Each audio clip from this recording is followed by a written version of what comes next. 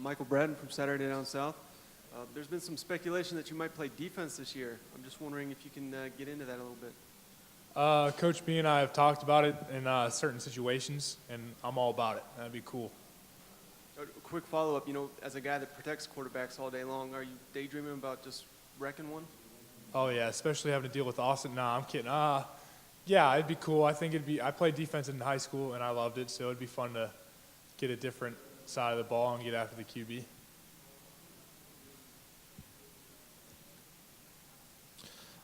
Back row on the right side. Frank, you guys kind of had a little bit of musical chairs last year on the offensive line. Now you have 15 scholarship offensive linemen, 6 guys with starting experience. Just talk about how much better you expect to be up front this year.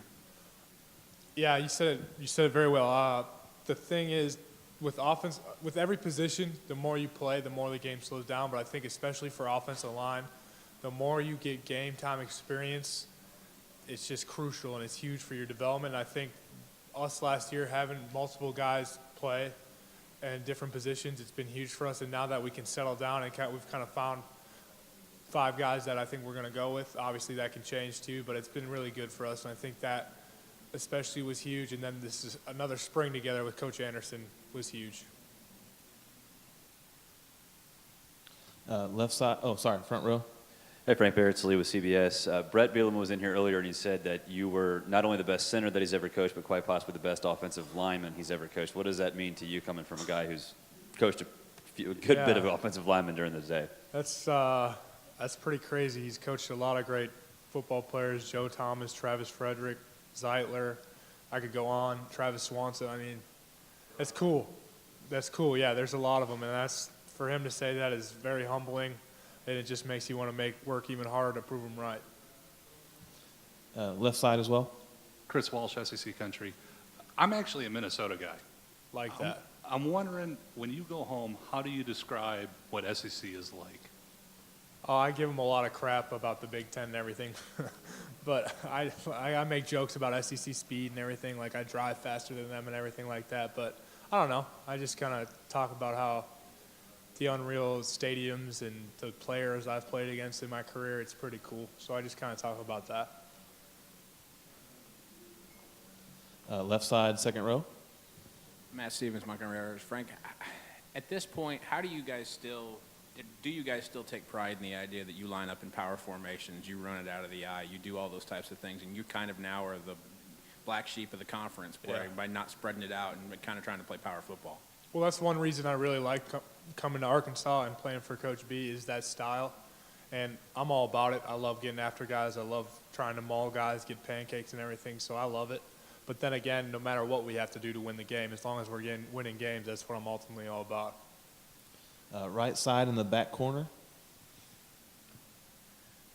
How tough was it for the season to end the way it did? First Missouri, then Virginia Tech. And were there more similarities in those second half performances or more differences in just being unique? It's very frustrating because I don't think it reflected us as a team, but I also think it was great for us overall in the long run to realize, hey, we need to finish, we need to be accountable, we need to be consistent. And I think the similarities were there where we weren't accountable, the leaders didn't step up the way they needed to step up, and I think it was ultimately on the players, and I think that's one thing in this offseason we've really focused on, is that we want to be the most consistent team from start to finish. We want to be accountable to each other, and we want to know that we're gonna play from minute one all the way through. Also on the right side in the back row. Frank, I wanted to ask you about your off season, your internship. Will you be joining us in here after you're done taking questions? Yeah, I don't know. It's up to Bo. I'm all about it, though. I do more of the dirty work. I answer the phone calls and edit the videos. I don't always get all the pretty stuff. Next up, any more questions for Frank? Oh, okay. Right side in the corner. Take us through the last day of spring practice and how tough was it to see Raleigh go through his injury and have to step away from the game? It's terrible because you guys see, obviously, he led the SEC in rushing. You see how talented of a football player he is. But he is a great dude, man. He is a great guy. He's a wonderful friend. He's a guy in the locker room that always has a smile on his face. So it's heartbreaking just because he's such a good guy, and you really appreciated him and everything like that. But at the same time, you realize how successful of a guy and how great of a guy you know he's going to conquer whatever he decides to conquer in his life. Has he changed any since he's become a papa? And if so, how? Has he changed any Coach since B. the birth of his daughter? Coach And B. if so, how? Yeah. Well, he looks more tired. I'll tell you that. Otherwise, I don't really know. I haven't been around him enough, I guess, and I guess he hasn't been around the baby enough to see, but he definitely looks more tired.